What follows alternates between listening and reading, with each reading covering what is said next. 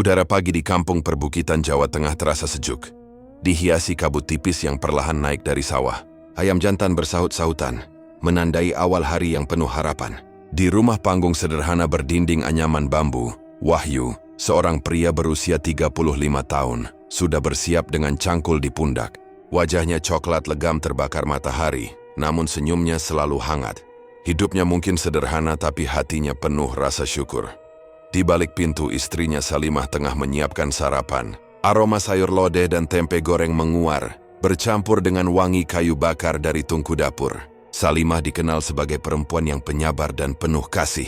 Usianya sebaya dengan Wahyu, namun kelembutan wajahnya sering membuat orang menyangka ia lebih muda. Ia luwes dalam berbicara, pandai menata rumah, dan selalu menaruh perhatian pada keluarganya. Rambut hitam panjangnya sering ia ikat sederhana dengan kain, dan sorot matanya teduh, membuat siapapun merasa nyaman berada di dekatnya. Di sudut rumah, seorang bocah lelaki berusia 9 tahun duduk mengikat tali sepatunya. Dialah Andi, putra sematawayang Wahyu dan Salimah. Meski tubuhnya kecil, ia terkenal lincah di kampung, suka berlari di pematang sawah, dan rajin membantu orang tuanya. Senyumnya polos penuh keceriaan anak desa yang tumbuh dengan alam. "Pak, jangan lupa bawa bekalnya," ucap Salimah sambil menyerahkan bungkusan daun pisang berisi nasi jagung, sambal terasi dan ikan asin. Wahyu tersenyum menerima. "Ya, maha terima kasih. Masakanmu selalu bikin semangat kerja." Andi ikut nimbrung. "Bapak kerja sampai sore lagi, ya?" "Namanya juga musim panen, nak," jawab Wahyu sambil mengacak rambut anaknya. "Kalau bapak rajin kita bisa punya beras banyak. Kamu bisa makan enak tiap hari." Andi terkekeh, matanya berbinar. Kehidupan keluarga kecil itu mungkin tampak sederhana, tapi kerukunan mereka menjadi teladan di kampung. Setiap pagi Wahyu berangkat ke sawah bersama petani lain. Sawah-sawah menghijau di lereng perbukitan, burung pipit beterbangan, dan suara gemericik sungai mengiringi langkah mereka.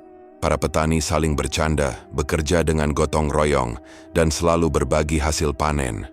Di sisi lain, Salimah menjalani kesehariannya dengan penuh kesabaran. Usai menyiapkan sarapan, ia mengantar Andi ke sekolah dasar di kampung. Jalan setapak menurun, melewati pohon jati dan ladang singkong, menjadi jalur yang setiap hari mereka lalui. Sambil berjalan, Salimah sering menyapa tetangga yang sedang menyapu halaman atau menjemur pakaian. Suasana kampung terasa akrab, semua orang saling mengenal, saling menjaga. "Andi, belajar yang rajin ya, nak," kata Salimah ketika sampai di halaman sekolah. "Iya, Bu," jawab Andi sambil berlari ke kelasnya. Salimah lalu berbelok menuju pasar desa. Pasar itu tidak besar, hanya deretan kios kayu dan lapak bambu, tapi cukup lengkap untuk memenuhi kebutuhan sehari-hari.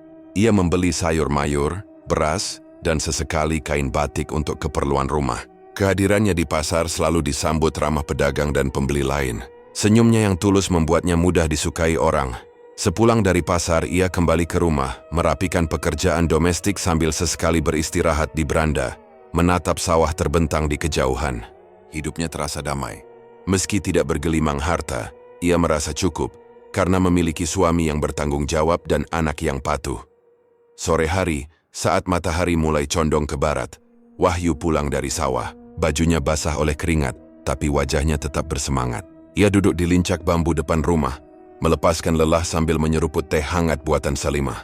Di sebelahnya, Andi menceritakan kejadian lucu di sekolah, membuat keduanya tertawa renyah.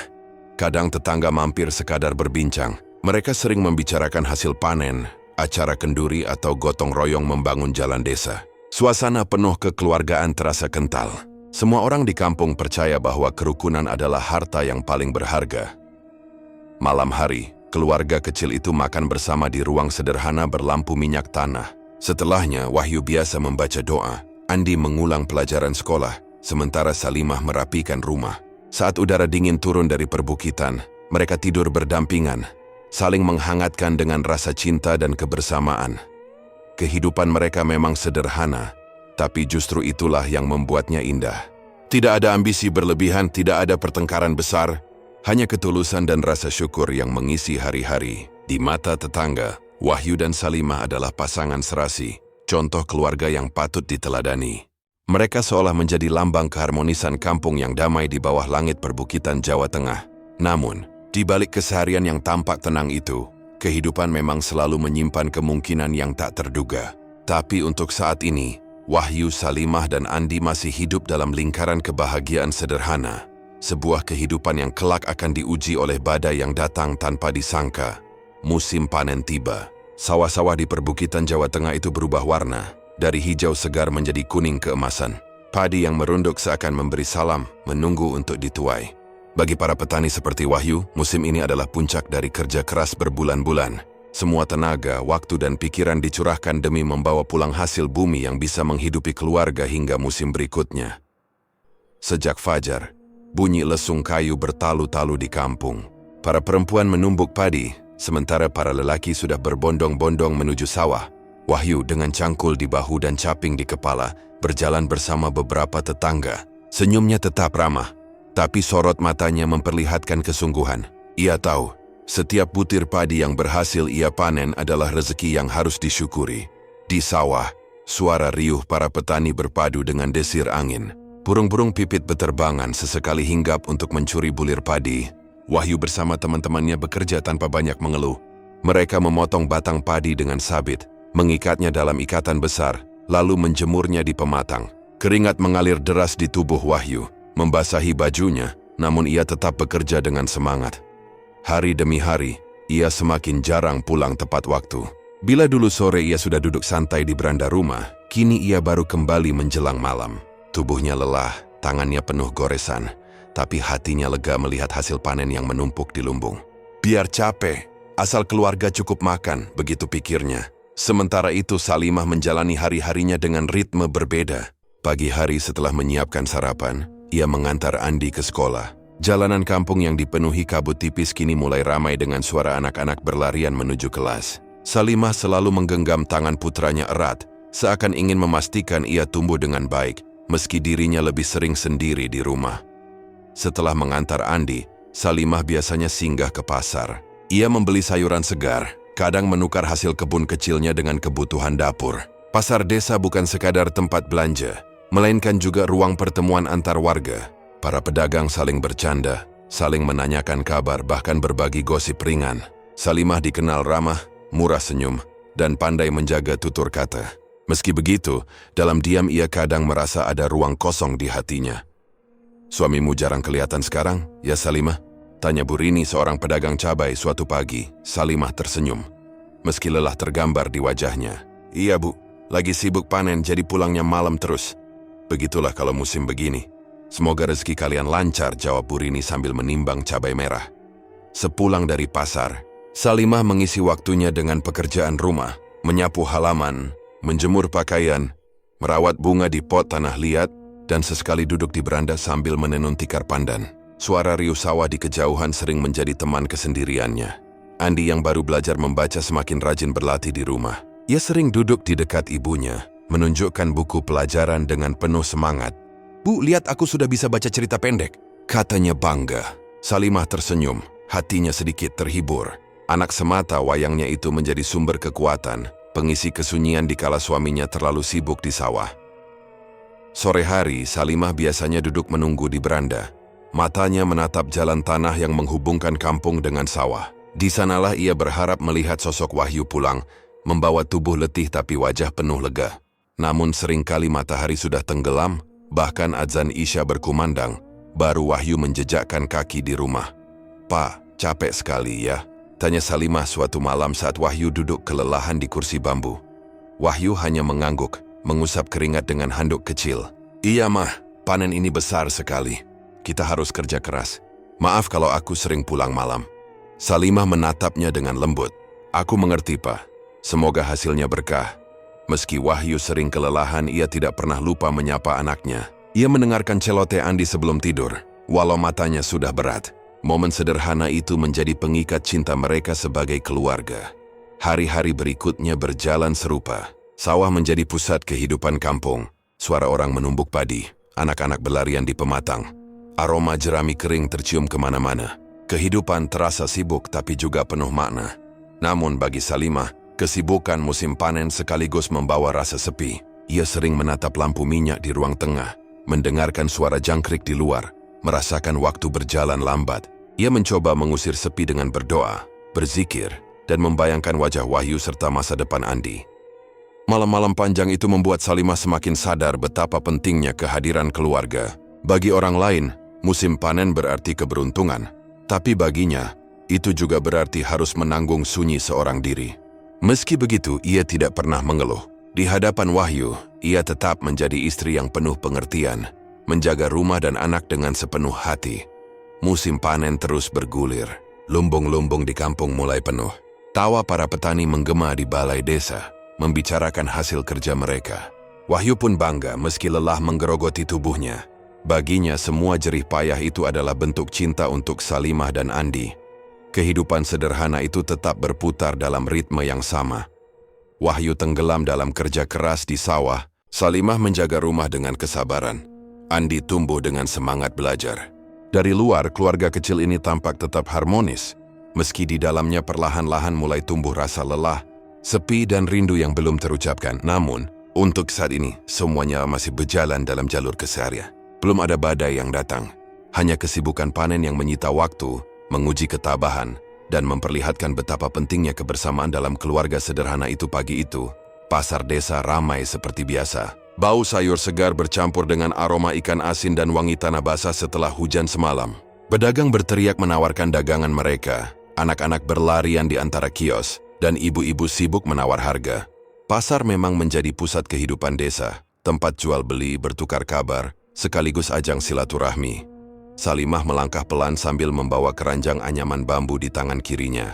Ia mengenakan kebaya sederhana berwarna hijau tua dan kain jarik coklat bermotif parang. Kerudung tipis menutupi kepalanya, menambah kesan anggun sekaligus bersahaja.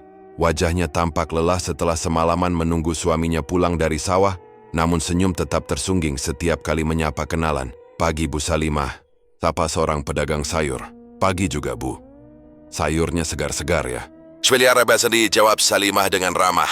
Setelah membeli beberapa ikat bayam dan kangkung, ia berjalan menuju kios sembako yang terletak di deretan paling ujung. Kios itu milik Haji Karmin, seorang pedagang paruh baya yang cukup dikenal warga.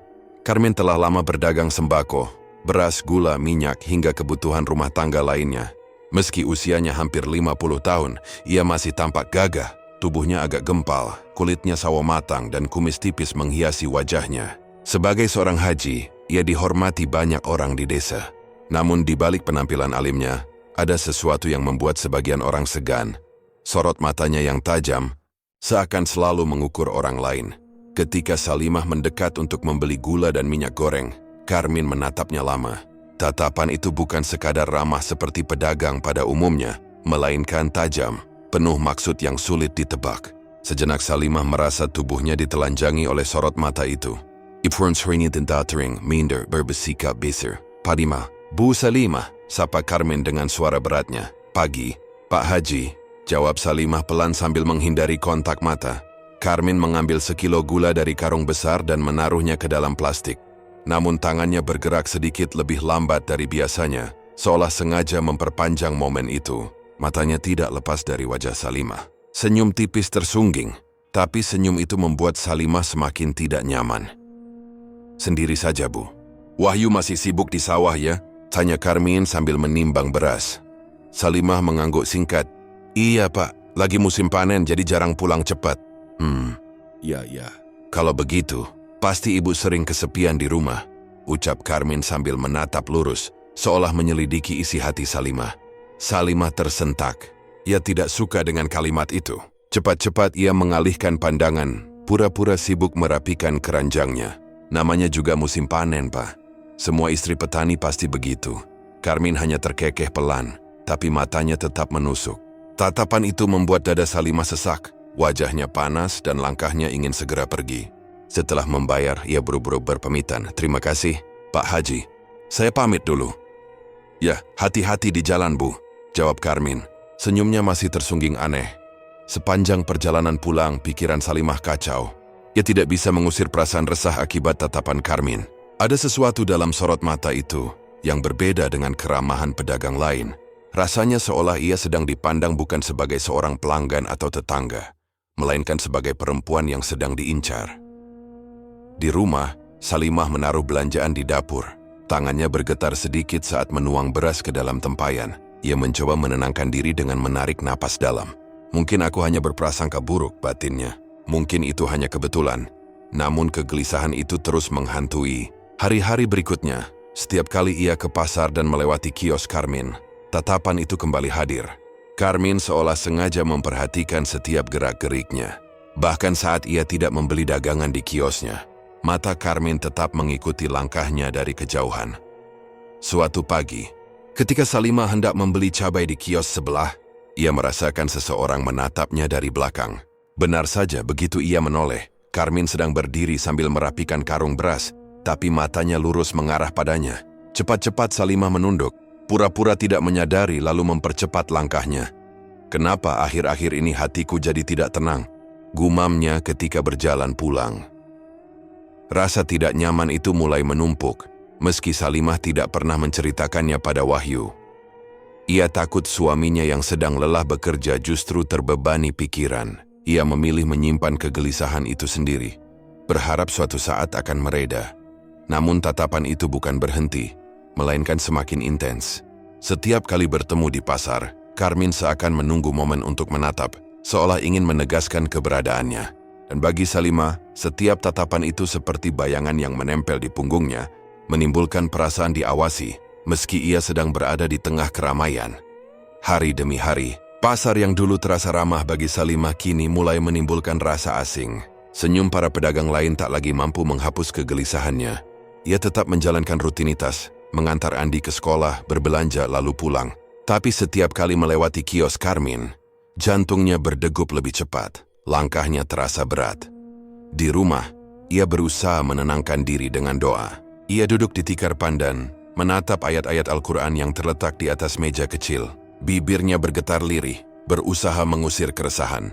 Namun jauh di dalam hatinya ia tahu bahwa sesuatu sedang berubah. Pasar yang dulu penuh keceriaan kini membawa rasa takut yang tak pernah ia alami sebelumnya. Bagi Salimah, tatapan Carmine bukan sekadar pandangan biasa. Itu adalah awal dari sebuah bayangan gelap yang perlahan mengintai kehidupannya. Pagi itu, pasar desa seperti biasa ramai oleh hiruk-pikuk para pedagang dan pembeli. Suara tawar-menawar bercampur dengan teriakan anak-anak yang berlarian membuat suasana tampak hidup. Salimah sudah selesai membeli kebutuhan dapur. Beras, minyak, dan beberapa sayuran ia masukkan ke dalam keranjang bambu yang digendongnya di punggung. Ia ingin segera pulang, karena langit mulai mendung meski matahari baru saja naik. Jalan pulang dari pasar menuju rumah memang cukup jauh. Jalur setapak itu melewati kebun jati, rumpun bambu, dan ladang singkong. Biasanya Salimah merasa aman berjalan di sana, sebab banyak warga yang lewat. Namun hari itu entah mengapa jalan terasa lebih lengang. Hanya suara angin yang berdesir melewati dedaunan. Salimah berjalan lebih cepat, ingin segera sampai di rumah.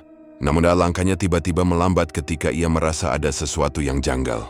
Dari belakang, terdengar suara sandal menyeret pelan, mengikuti irama langkahnya. Hatinya berdegup kencang. Ia menoleh sekilas dan betul saja, di kejauhan sosok Pak Haji Carmine berjalan di belakangnya. Awalnya Salimah berusaha menenangkan diri. Mungkin kebetulan saja jalannya sama, batinnya. Ia melanjutkan langkah, berusaha mengabaikan. Namun setiap kali ia mempercepat jalan, suara langkah Carmine juga terdengar semakin dekat. Tubuh Salimah merinding. Ia merasa benar-benar diawasi. Ketika memasuki area jalan yang lebih sepi, di mana kiri kanannya hanya dipenuhi kebun jati dan semak belukar, suara itu semakin nyata. Salimah menoleh sekali lagi. Kali ini jarak Carmine sudah tidak terlalu jauh. Tatapan mata Carmine lurus ke arahnya, membuat bulu kuduknya berdiri. Bu Salimah, pulang sendirian? Suara berat Carmine akhirnya terdengar. Salimah tercekat. Ia berpura-pura tidak mendengar, mempercepat langkahnya. Namun Carmine semakin mendekat. Jangan buru-buru. Biar saya temani, jalanan sepi begini. Suara itu terdengar seperti rayuan, tapi bagi Salimah itu adalah ancaman. Jantungnya berdebar, tangannya gemetar saat menggenggam keranjang. Tidak usah Pak Haji, saya bisa sendiri, jawabnya lirih tanpa menoleh. Carmine tertawa kecil. Jangan begitu. Saya kan cuma ingin menolong. Suami ibu sibuk di sawah, kasihan kalau ibu sendirian terus. Kata-kata itu membuat napas Salimah terasa sesak. Ia mempercepat langkah, namun Carmine semakin mendekat, hingga akhirnya berada di sampingnya. Salimah bisa mencium bau keringat bercampur minyak wangi murahan yang menyengat dari tubuh Carmine. Di persimpangan jalan, ada sebuah gubuk reot tempat petani biasa beristirahat. Karmin tiba-tiba menarik lengan Salimah dengan kasar, membawanya ke arah gubuk itu. "Pak Haji, lepaskan saya," teriak Salimah. Suaranya parau karena panik. Namun sekitar mereka begitu sepi, tidak ada seorang pun yang mendengar. Karmin menekan tubuh Salimah ke dinding bambu gubuk. Matanya liar, senyum tipisnya penuh nafsu. "Sudahlah, Bu. Jangan berteriak. Saya hanya ingin dekat dengan ibu sebentar." Air mata mulai menetes di pipi Salimah. Ia meronta, mendorong tubuh Karmin dengan sekuat tenaga. "Jangan, Pak Haji. Takutlah sama Allah." Suaranya gemetar, penuh ketakutan, tapi Karmin tak menggubris. Tangannya mencoba menyentuh wajah dan tubuh Salimah. Tubuh perempuan itu bergetar, keringat dingin mengucur di pelipisnya. Ia merasa seluruh harga dirinya diinjak-injak. Dalam kondisi terdesak, Salimah berhasil menggigit tangannya hingga Karmin meringis kesakitan. Ia menggunakan kesempatan itu untuk mendorong Karmin keras-keras, lalu berlari keluar dari gubuk. Nafasnya memburu, langkah kakinya cepat meski hampir terjatuh beberapa kali di jalan tanah yang licin. Karmin tidak langsung mengejar. Ia hanya berdiri di pintu gubuk. Matanya merah menatap punggung Salimah yang menjauh. Kau berani melawan? Tapi aku tidak akan menyerah," gumamnya dengan suara dingin. Sementara itu Salimah terus berlari hingga akhirnya sampai di jalan kampung yang mulai ramai. Baru di sana ia berani berhenti. Tangannya masih gemetar, dadanya naik turun, dan keranjang belanjanya hampir terlepas. Ia tidak berani menoleh ke belakang, takut sosok Karmin masih membuntuti.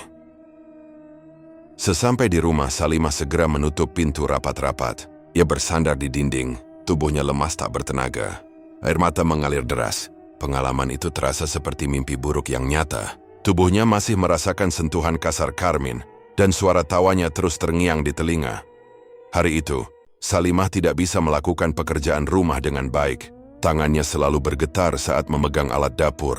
Wajahnya pucat, pandangannya kosong.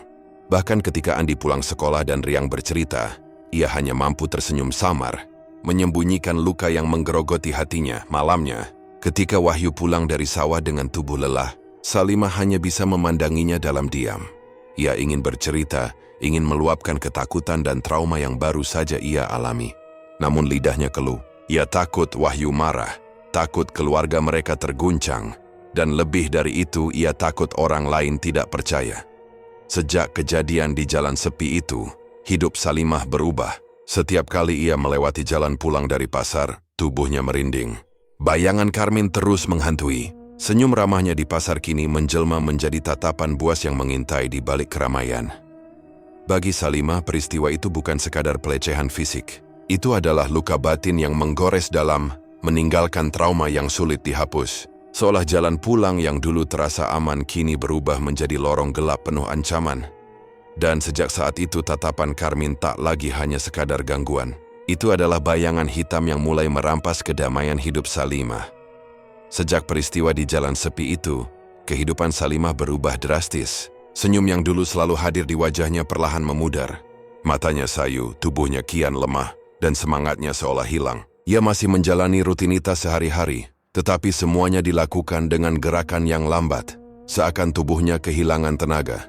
Di dapur, ia sering berdiri lama menatap panci yang mendidih tanpa sadar. Tangan yang dulu lincah meracik bumbu kini gemetar. Bahkan Andi yang biasanya riang menceritakan pengalaman sekolah sering mendapati ibunya hanya mengangguk samar. Pandangannya kosong menembus dinding. "Bu, lihat, aku dapat nilai bagus," ucap Andi suatu sore, menunjukkan buku tulisnya. Salimah berusaha tersenyum, tapi senyum itu hambar. "Bagus, nak," ibu bangga. Suaranya lirih, hampir seperti bisikan. Wahyu mulai menyadari perubahan itu. Ia melihat istrinya sering terjaga di malam hari, duduk di tikar sambil termenung. Kadang terdengar isakan pelan, meski Salimah berusaha menutupinya dengan bantal. "Mah, kenapa?" "Ada apa?" tanya Wahyu suatu malam, mencoba menggenggam tangan istrinya. Salimah hanya menggeleng, air mata menetes membasahi pipi. "Tidak apa-apa, hanya lelah." Namun Wahyu tahu ada sesuatu yang lebih besar dari sekadar lelah. Ia mencoba menghibur, menemaninya, bahkan membawakan ramuan herbal dari tetua kampung. Tapi kondisi Salimah justru semakin memburuk. Tubuhnya sering demam tanpa sebab jelas, nafsu makannya hilang, dan wajahnya pucat pasi. Hari-hari berlalu dengan berat. Salimah lebih sering berbaring di atas tikar pandan di ruang tengah. Matanya kosong, kadang menatap langit-langit tanpa berkedip lama. "Bu, makanlah sedikit," pinta Wahyu sambil menyuapkan bubur. Namun Salimah hanya menggeleng lemah. Andi, yang masih kecil, kebingungan melihat keadaan ibunya. Ia sering duduk di samping Salimah, memegang tangan yang dingin. "Bu, jangan sakit. Nanti aku sendirian," ucapnya polos. Mendengar itu air mata Salimah menetes. Ia ingin berkata banyak hal, ingin memeluk anaknya erat-erat, tapi tubuhnya terlalu lemah untuk bergerak. Wahyu semakin gelisah. Ia memanggil mantri desa, berharap ada obat yang bisa menyembuhkan. Namun setelah memeriksa, sang mantri hanya menggeleng. "Ini bukan hanya sakit jasmani, Yu. Istrimu seperti menanggung beban berat di hati dan pikiran. Kalau terus begini, tubuhnya tidak akan kuat." Kata-kata itu menampar Wahyu. Ia menatap wajah istrinya yang semakin tirus, merasa bersalah karena tidak tahu apa yang sebenarnya menimpa Salimah. Ia mencoba menanyakan lagi, tapi Salimah selalu menghindar, hanya menangis tanpa penjelasan. Hari demi hari, sakit itu kian menggerogoti. Salimah jarang keluar rumah. Pasar yang dulu selalu ia kunjungi kini hanya tinggal kenangan. Suara ayam berkokok, riuh sawah, bahkan tawa anak-anak desa sudah tidak lagi ia hiraukan. Hidupnya seperti meredup, perlahan padam. Sampai suatu malam tubuh Salimah menggigil hebat. Wahyu panik. Ia memeluk istrinya erat sambil memanggil namanya berulang kali. "Bertahan lama. Tolong bertahan. Andi masih butuh kamu." Air matanya jatuh tanpa ia sadari. Andi terbangun melihat ibunya lemah terbaring dengan wajah pucat.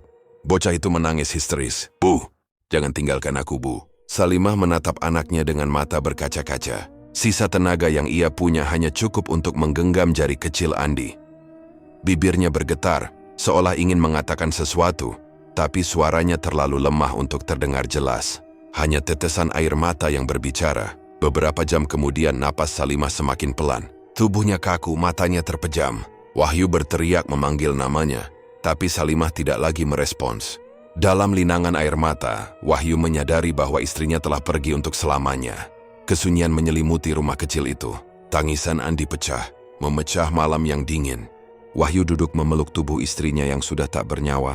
Air mata membasahi wajahnya. Ia merasa sebagian jiwanya ikut hilang malam itu. Keesokan harinya kabar kematian Salimah menyebar ke seluruh kampung. Tetangga berdatangan, membantu memandikan dan mengkafani jenazah. Suasana duka menyelimuti. Banyak yang menangis, sebab mereka tahu Salimah adalah perempuan baik, sabar, dan penuh kasih.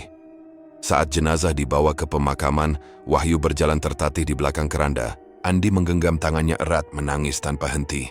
Langkah mereka berat, seakan setiap langkah adalah perpisahan yang tak rela.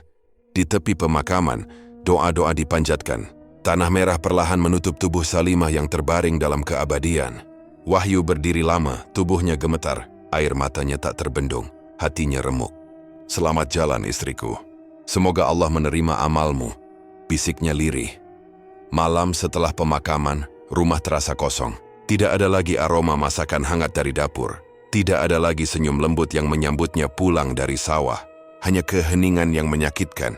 Wahyu duduk termenung di tikar sementara Andi terlelap dengan wajah basah oleh air mata. Kesedihan itu begitu dalam. Wahyu merasa gagal melindungi istrinya. Ia bertanya pada dirinya sendiri apa yang sebenarnya membuat Salimah jatuh sakit hingga pergi begitu cepat. Namun jawaban itu hanya berputar-putar dalam benaknya, tanpa kepastian. Yang tersisa hanyalah penyesalan dan duka yang menyesakkan dada. Dan sejak malam itu, kehidupan Wahyu dan Andi tidak lagi sama. Mereka kehilangan sosok yang menjadi pusat kasih sayang di rumah.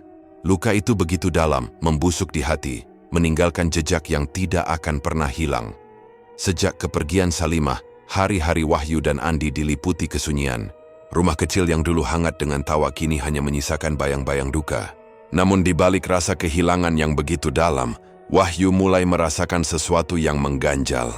Kematian istrinya terlalu tiba-tiba, sakit yang diderita pun terlalu misterius. Malam-malam Wahyu jalani dengan duduk termenung di serambi, menatap langit gelap penuh bintang. Ia sering teringat tatapan kosong Salimah di hari-hari terakhirnya, juga isak tangis yang selalu disembunyikan. Ada luka yang jelas menggerogoti istrinya, luka yang bukan hanya berasal dari tubuh, melainkan dari hati yang tersayat. Sampai suatu sore, ketika Wahyu sedang berada di sawah, seorang tetangga mendekat. Lelaki itu bernama Sastro, teman lamanya yang biasa membantu di ladang. Wajahnya tampak ragu, seolah menimbang-nimbang kata yang hendak diucapkan. Sastro menarik napas panjang.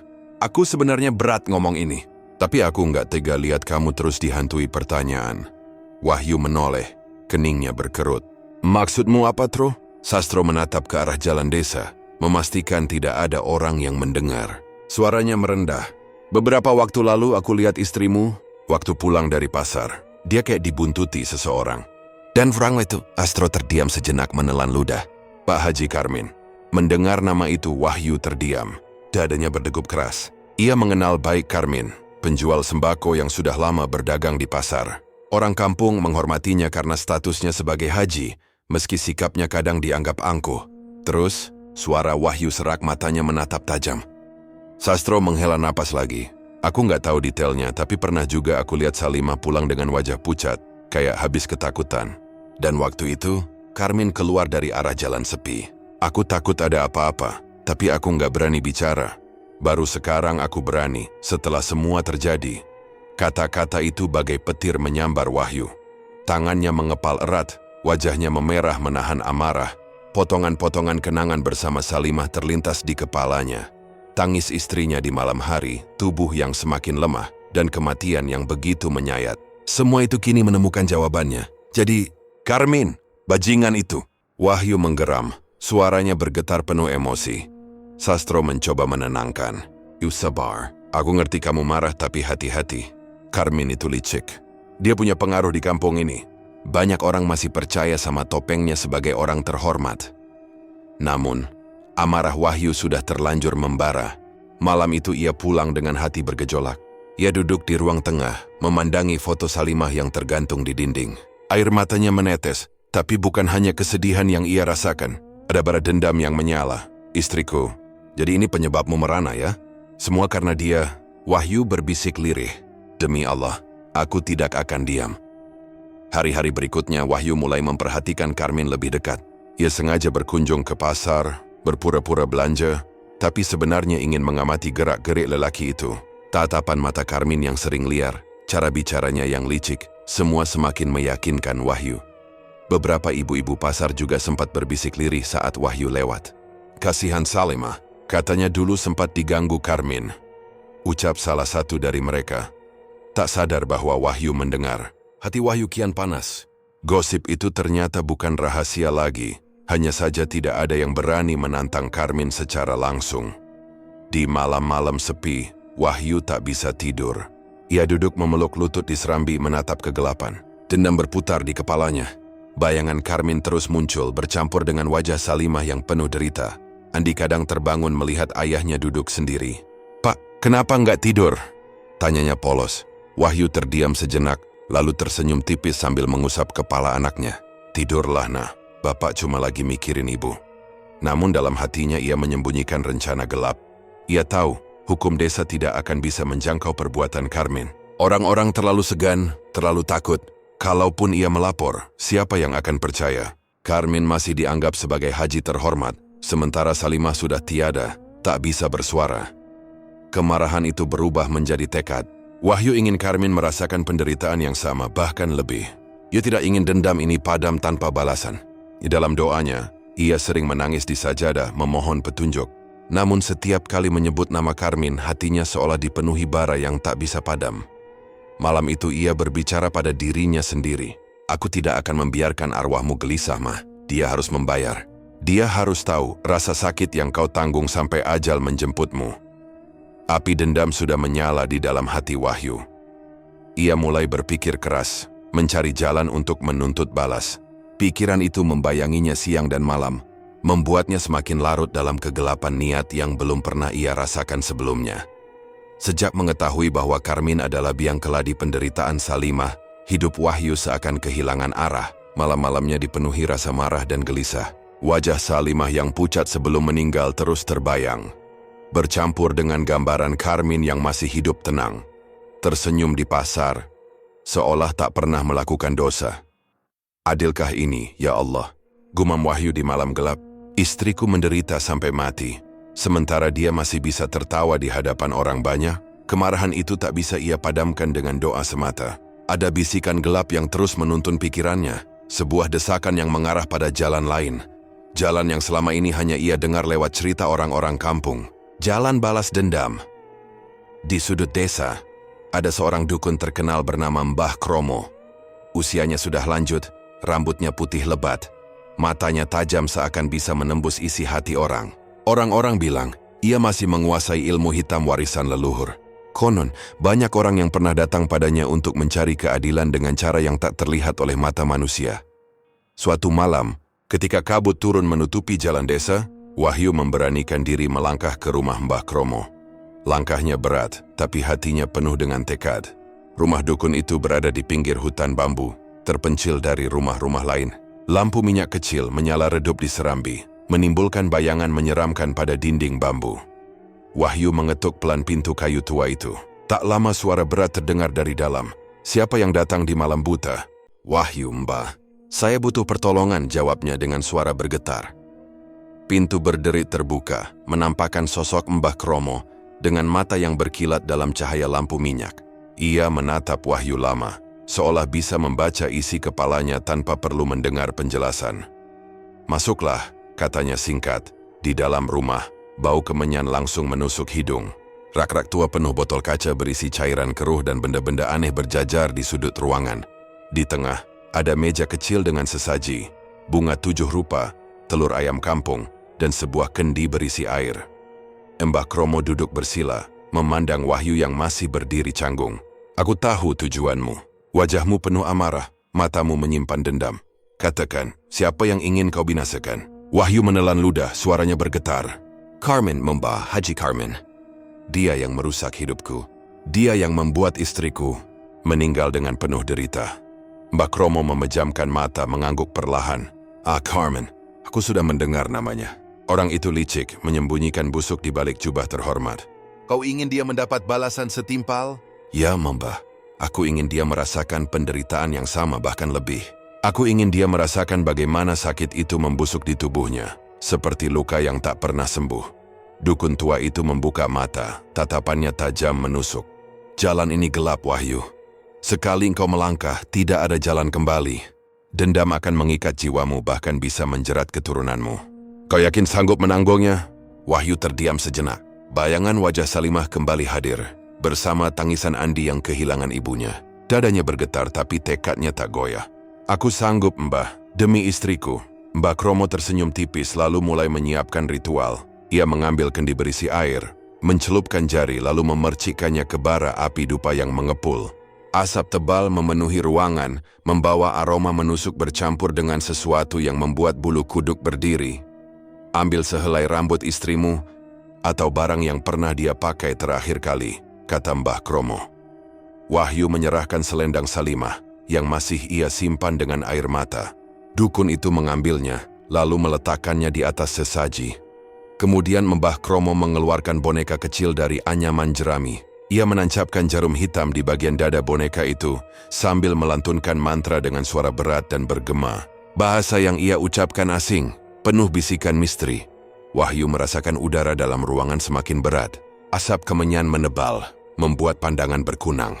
Jantungnya berdegup kencang, seakan ikut terseret dalam mantra yang menggetarkan ruang itu. "Aku panggil roh leluhur. Aku serukan amarah yang terpendam, turunkan balas pada Carmen, orang yang menodai rumah tangga Wahyu." Suara Mbah Kromo bergema, membuat bulu kuduk Wahyu berdiri. Ritual berlangsung lama, hingga akhirnya Mbah Kromo membuka mata dengan tatapan merah menyala. Selesai, tanda-tandanya akan segera muncul. Carmen akan mulai merasakan balasan. Tubuhnya akan mengeluarkan bau busuk, dagingnya akan membusuk selagi ia masih bernyawa. Itu adalah hukum bagi orang yang berbuat nista. Wahyu terdiam, wajahnya campuran antara ngeri dan puas. "Terima kasih, Mbah. Semoga dia benar-benar mendapat azabnya." Mbah Kromo hanya tersenyum samar. "Ingat, Wahyu, apa yang kau minta sudah dipanggil. Jangan pernah menyesal." Malam itu, Wahyu pulang dengan langkah gontai, namun hatinya dipenuhi bara. Di jalan setapak yang gelap, suara-suara hutan terdengar lebih menyeramkan dari biasanya. Namun ia merasa beban hatinya sedikit terangkat. Ia menunggu hari ketika Carmen mulai menderita, dan benar esok harinya kabar ganjil mulai terdengar dari rumah Carmen. Orang-orang di pasar berbisik mengatakan Carmen sering mengeluh sakit kepala dan tubuhnya lemas. Bahkan ada yang berkata dari tubuhnya tercium bau aneh yang tidak bisa dijelaskan. Wahyu yang mendengar kabar itu hanya terdiam. Namun jauh di dalam dadanya, ada kepuasan dingin yang perlahan tumbuh. Hari-hari Karmin yang biasanya diisi dengan berdagang di pasar mulai terganggu oleh rasa sakit aneh yang menyerang tubuhnya. Awalnya hanya berupa pusing dan pegal-pegal, gejala yang ia anggap biasa. Namun seiring waktu keluhan itu semakin menjadi-jadi. Tubuhnya panas dingin, sendi-sendi terasa nyeri, dan perutnya seperti ditusuk-tusuk jarum. Suatu malam, ketika ia hendak tidur, istrinya, Bu Hajjah Sumarni, mencium bau aneh dari tubuh suaminya. Awalnya samar, seperti bau tanah basah bercampur bangkai. Ia mengira mungkin Karmin lupa membersihkan diri dengan benar setelah dari pasar. Namun bau itu semakin hari semakin menyengat, hingga membuat orang-orang di sekitarnya menutup hidung. "Pak Haji, ini badan jenengan kok bau sekali?" tanya Sumarni dengan wajah khawatir. Karmin hanya menggerutu. "Ah, perasaanmu saja. Aku ini sehat, cuma kecapean." Tapi kenyataannya tidak. Tubuh Karmin mulai berubah. Kulitnya tampak pucat kehijauan, dan di beberapa bagian muncul bercak hitam. Ia sering terbangun tengah malam karena rasa sakit yang mengiris-iris, membuatnya mengerang keras hingga membangunkan istrinya. Beberapa hari kemudian keadaan semakin buruk. Bau busuk yang keluar dari tubuh Karmin begitu menyengat, membuat orang-orang yang berkunjung tak tahan lama berada di dekatnya. Bahkan anak-anak tetangganya yang biasa bermain di halaman rumah kini enggan mendekat, menutup hidung sambil berlari menjauh. "Ya Allah, Tanda, apa yang sebenarnya terjadi dengan suamiku?" ratap Sumarni sambil menangis di teras rumah. Ia berusaha mencari pertolongan. Beberapa kali memanggil mantri desa, namun setelah diperiksa, mantri hanya bisa geleng-geleng kepala. "Saya tidak tahu penyakit apa ini, Bu Hajjah. Secara medis tidak ada tanda-tanda jelas. Tapi bau busuk ini seperti bukan dari penyakit biasa." Desa mulai berbisik. Ada yang berkata Karmin terkena kutukan karena perbuatannya yang buruk. Ada pula yang menyebutkan bahwa ini akibat dosa besar yang ia sembunyikan. Nama Karmin, yang dulu dihormati karena status hajinya, kini jadi bahan gunjingan. Karmin sendiri merasakan penderitaan yang tak terkira. Rasa sakit dari tubuhnya semakin parah, seolah dagingnya perlahan membusuk selagi ia masih hidup. Ketika ia menggaruk kulit, lapisan tipisnya mengelupas mengeluarkan cairan berbau busuk. Ia menjerit setiap kali melihat bagian tubuhnya sendiri yang mengerikan. "Astagfirullah. Aku kenapa jadi begini?" teriaknya dengan suara serak. Sumarni mencoba mencari bantuan lain. Ia mendatangkan seorang ustaz untuk membacakan doa dan ruqyah di rumah. Namun setiap kali ayat suci dibacakan, tubuh Karmin justru menggeliat kesakitan, matanya melotot, dan ia berteriak seakan terbakar. Bau busuk semakin tajam saat itu, membuat orang-orang di dalam rumah harus keluar karena tak tahan. Ustadz itu menggeleng berat. "Ini bukan penyakit biasa. Ada sesuatu yang lebih gelap yang menjerat tubuh Pak Haji.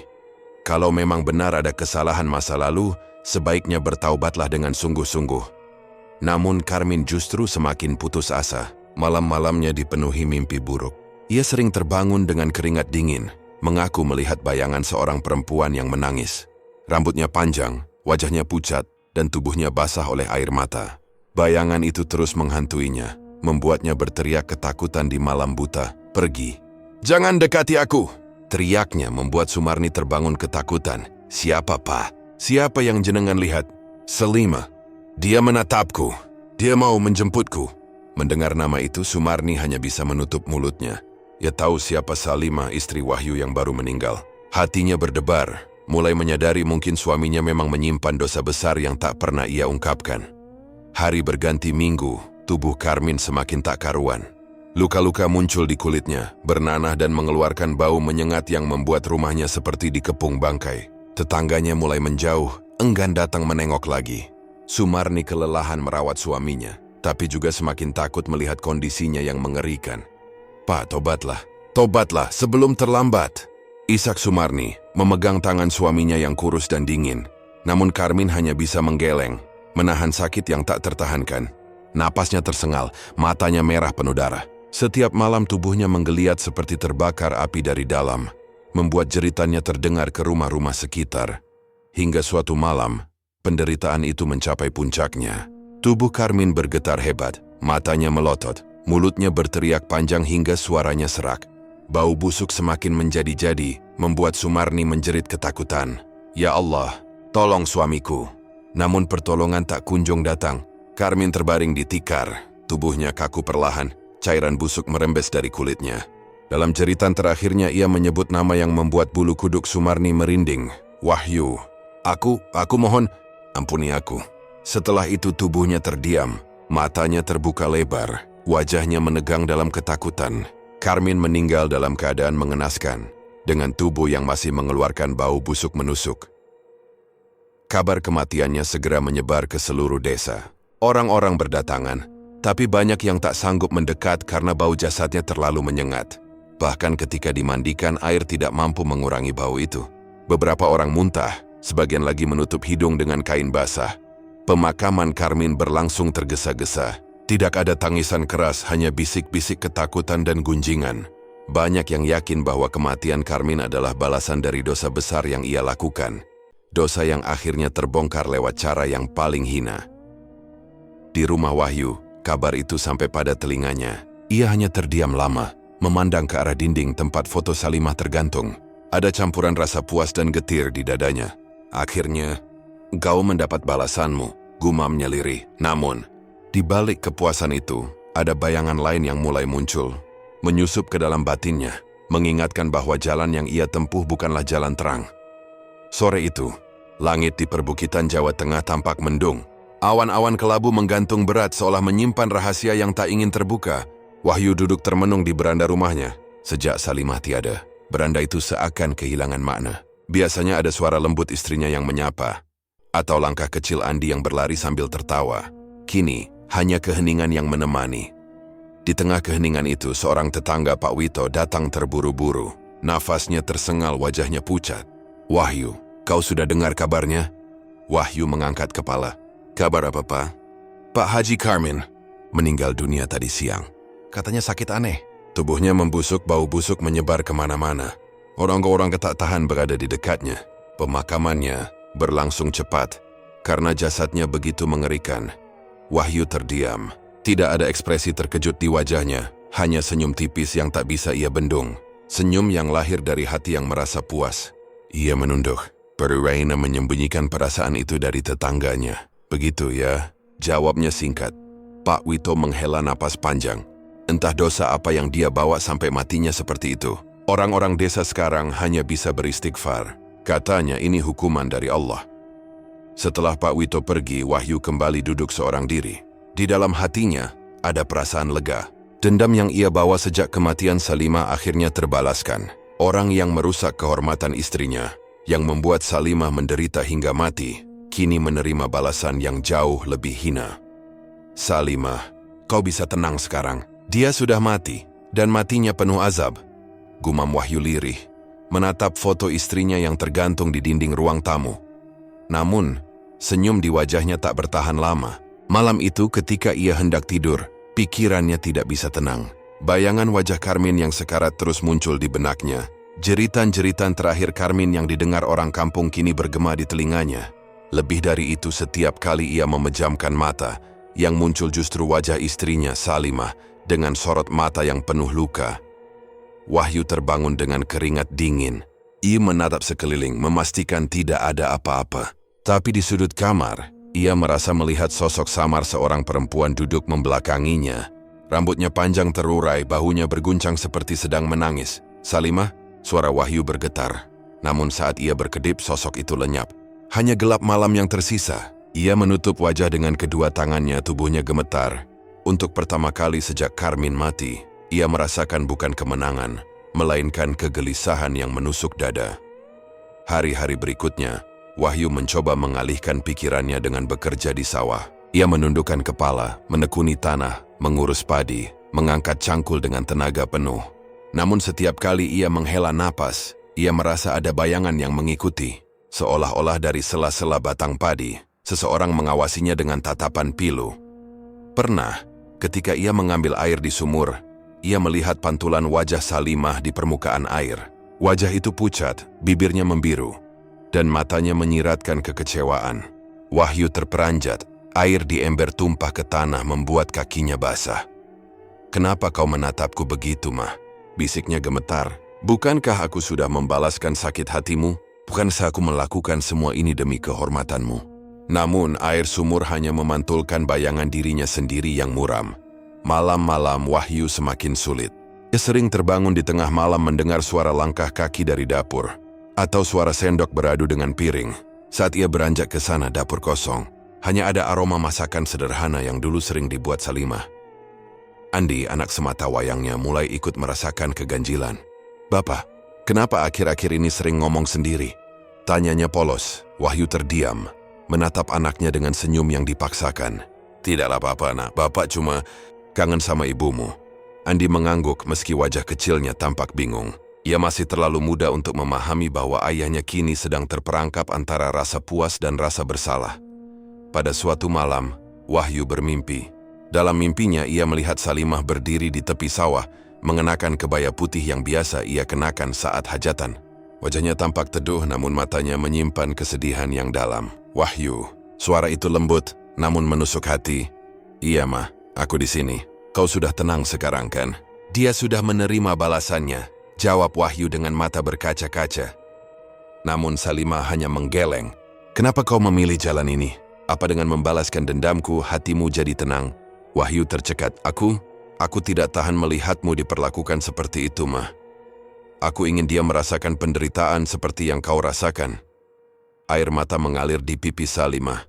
"Tapi kau tua, dendam tidak pernah membawa ketenangan. Kau hanya menambah luka, bukan hanya untuk dia, tapi untuk dirimu sendiri." Wahyu terbangun dengan napas terengah. Jantungnya berdegup kencang, tubuhnya basah oleh keringat. Mimpi itu begitu nyata, seakan Salimah benar-benar datang menemuinya. Sejak malam itu, tidur bukan lagi pelarian, melainkan siksaan. Hari demi hari, rasa bersalah semakin menggerogoti batin Wahyu. Ia mulai jarang berbicara dengan tetangga, lebih banyak mengurung diri di rumah. Kadang ia duduk berjam-jam di depan foto Salimah, berbicara seolah istrinya masih hidup. "Andai aku bisa mengulang waktu, Mah, aku tidak akan menempuh jalan ini. Tapi semua sudah terlambat. Aku sudah menyerahkan diriku pada dendam, dan kini aku tidak tahu bagaimana cara keluar." Di luar rumah, orang-orang desa mulai membicarakan Wahyu. Mereka melihat perubahannya. Tatapan matanya kosong, wajahnya muram, langkahnya berat. Ada yang bersimpati, ada pula yang berbisik bahwa Wahyu mungkin menyimpan rahasia besar di balik kematian Karmin. Namun bagi Wahyu, suara-suara itu tidak penting. Yang lebih mengganggunya adalah suara dari dalam hatinya sendiri. Suara Salimah yang terus memanggil, menegur, dan menangisinya. Kini, meski dendamnya telah terbalaskan, Wahyu justru merasa semakin jauh dari kedamaian. Setiap malam ia dihantui, setiap siang ia digerogoti penyesalan. Ia mulai menyadari, apa yang ia dapatkan hanyalah kepuasan sesaat, yang kini berubah menjadi beban tak tertanggungkan. Dendam hanya melahirkan penderitaan baru, bisiknya pelan suatu malam, sambil menatap kosong pada lampu minyak yang bergoyang di terpa angin. Pagi itu, kabut tipis masih menyelimuti perbukitan. Embun yang menempel di ujung dedaunan berkilau di terpa cahaya matahari yang perlahan menembus cakrawala. Suasana desa begitu tenang, namun hati Wahyu jauh dari tenang. Sejak malam-malam penuh mimpi buruk itu, pikirannya makin gelisah. Ia tahu, balasan yang diterima Karmin bukanlah akhir dari segalanya. Justru sejak saat itu, hatinya terasa hampa, seolah menanggung beban yang lebih berat dari sebelumnya. Wahyu duduk di ruang tamu, menatap foto Salimah yang masih terpajang di dinding. Wajah istrinya yang teduh kini menjadi pengingat yang menyakitkan. "Aku sudah membalaskanmu, Mah. Tapi kenapa hatiku tidak pernah damai?" Gumamnya lirih. Di sampingnya, Andi duduk sambil memainkan pensil kecil. Bocah itu menatap ayahnya dengan rasa khawatir, meski ia belum sepenuhnya paham. "Bapak, kenapa sering kelihatan sedih? Ibu kan sudah di surga. Bapak jangan nangis terus." Ucapan polos anak itu membuat dada Wahyu semakin sesak. Ia sadar, bukan hanya dirinya yang kehilangan, Andi pun kehilangan kasih seorang ibu. Namun apa yang ia lakukan selama ini justru menambah gelap hidup mereka. Ia tak ingin putranya tumbuh dengan bayangan dendam dan rasa bersalah. Hari itu Wahyu mengambil keputusan. Ia mendatangi pesantren kecil di ujung desa, tempat seorang kiai sepuh bernama Kiai Mustafa tinggal. Kiai itu dikenal arif dan bijaksana. Banyak orang datang padanya untuk meminta nasihat. Wahyu melangkah pelan menyusuri jalan tanah yang becek usai hujan semalam. Setiap langkah terasa berat, seolah kaki-kakinya tertahan oleh beban dosa. Sesampainya di halaman pesantren, Wahyu berhenti sejenak. Ia melihat para santri kecil berlarian sambil membawa kitab. Suara mereka riang, penuh keceriaan. Pemandangan itu justru menampar batinnya. Betapa jauh dirinya dari cahaya. Sementara anak-anak kecil itu tumbuh dengan ilmu dan doa. Kiai Mustafa duduk di serambi rumah panggung, mengenakan sorban putih yang sederhana. Wajahnya teduh, matanya memancarkan ketenangan. Ketika melihat Wahyu datang, beliau tersenyum. "Monggo nak Wahyu, duduklah. Ada apa kau datang pagi-pagi begini?" Wahyu menunduk dalam-dalam, suaranya bergetar. "Kiai, saya datang membawa hati yang kotor. Saya merasa hidup saya penuh dosa. Saya tidak bisa tidur, tidak bisa tenang. Setiap hari bayangan istri saya datang, mengingatkan kesalahan saya." Kiai Mustafa menatapnya dengan sabar. "Ceritakanlah nak, apa yang membuat hatimu gelisah?" Dengan suara terbata, Wahyu mengisahkan semuanya. Tentang pelecehan yang dialami Salimah, kematian istrinya, sakit hatinya yang membara, hingga ia mencari dukun untuk menyantet Karmin. Ia menceritakan bagaimana ia merasa puas ketika Karmin mati mengenaskan, tapi kini justru dihantui rasa bersalah yang tak kunjung reda. Air mata menetes di wajah Wahyu. "Saya pikir dendam ini bisa membuat hati saya lega, Kiai. Tapi ternyata, saya justru semakin hancur. Saya takut, Kiai. Saya takut dosa saya lebih besar dari apapun. Saya takut Allah tidak memaafkan saya." Kiai Mustafa terdiam sejenak, lalu menghela napas panjang. "Nak Wahyu, apa yang kau alami adalah bukti bahwa hati manusia tidak bisa hidup dengan dendam. Dendam hanya akan melahirkan dendam baru, dan balas dendam hanya membawa luka yang lain. Kau merasa puas sebentar, tapi setelah itu hatimu hancur karena nuranimu menolak jalan yang salah itu." Wahyu mengusap wajahnya yang basah. "Apa yang harus saya lakukan, Kiai? Bagaimana caranya saya bisa mendapat ketenangan?" Kiai Mustafa menatapnya lekat-lekat, lalu berkata dengan suara lembut namun penuh makna, "Taubat nak. Kembali kepada Allah dengan hati yang tulus. Jangan biarkan dendam menjadi warisan yang kau bawa sampai mati. Kau masih punya anak, masih punya kehidupan. Jangan sia-siakan waktu yang tersisa dengan terus menanggung dosa. Allah Maha Pengampun. Bahkan dosa sebesar gunung pun akan diampuninya, selama hambanya benar-benar ikhlas bertaubat." Kata-kata itu membuat dada Wahyu bergetar hebat. Ia merasa seperti disentuh cahaya di tengah kegelapan. Air matanya semakin deras. Ia menunduk sujud di hadapan kiai itu sambil berucap, "Astaghfirullah, Astaghfirullah. Ya Allah, ampunilah saya yang hina ini."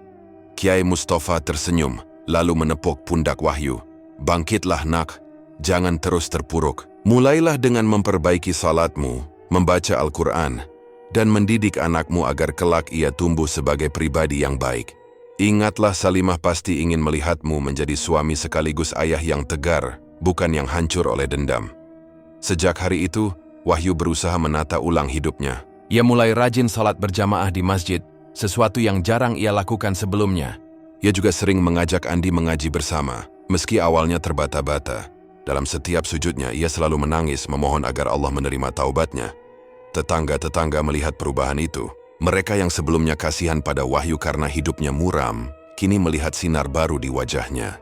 Wahyu memang belum sepenuhnya lepas dari bayangan kelam masa lalu, tapi setidaknya ia sudah memilih jalan untuk sembuh.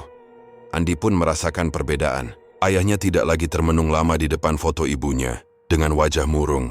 Kini, meski masih ada duka, ayahnya lebih sering mengajaknya berbicara, tersenyum, bahkan sesekali bercerita tentang masa kecil Andi bersama ibunya. Suatu sore, Wahyu duduk di beranda bersama Andi, memandang langit yang mulai berwarna jingga. "Nak," katanya pelan, "hidup ini tidak selalu adil. Kadang kita diperlakukan tidak baik oleh orang lain, tapi kita tidak boleh membalas dengan keburukan. Kalau kita ikut jahat, kita sama saja dengan mereka." Andi mengangguk polos. "Berarti Bapak sekarang tidak marah lagi sama orang yang dulu jahat sama Ibu?" Wahyu tersenyum tipis, menahan gejolak di dadanya. "Bapak serahkan semuanya pada Allah. Biarlah Allah yang memberi balasan yang adil. Tugas kita adalah berusaha jadi orang baik, supaya Ibu di surga bisa tenang melihat kita." Andi tersenyum kecil, lalu menyandarkan kepalanya di bahu ayahnya. Saat itu Wahyu merasakan sebuah ketenangan yang sudah lama hilang. Bukan ketenangan yang lahir dari balas dendam, tapi dari penerimaan. Ia tahu perjalanan taubatnya masih panjang, tapi setidaknya kini ia sudah melangkah di jalan yang benar. Malam itu sebelum tidur, Wahyu kembali bermimpi. Ia melihat Salimah berdiri di tepi sawah, kali ini dengan senyum yang damai. Tatapannya tak lagi penuh luka, melainkan penuh keteduhan. Terima kasih, Wahyu, bisik Salimah dalam mimpi itu. Kau akhirnya memilih jalan yang benar. Jaga Andi, jangan biarkan dia tumbuh dalam bayang-bayang dendam. Aku akan tenang di sana, melihat kalian berdua berusaha kuat. Wahyu terbangun dengan air mata mengalir. Tapi kali ini bukan karena sesak atau takut, melainkan karena lega. Ia tahu, meski dosa masa lalu tak bisa dihapus, taubatnya akan menjadi jalan menuju kedamaian yang sejati.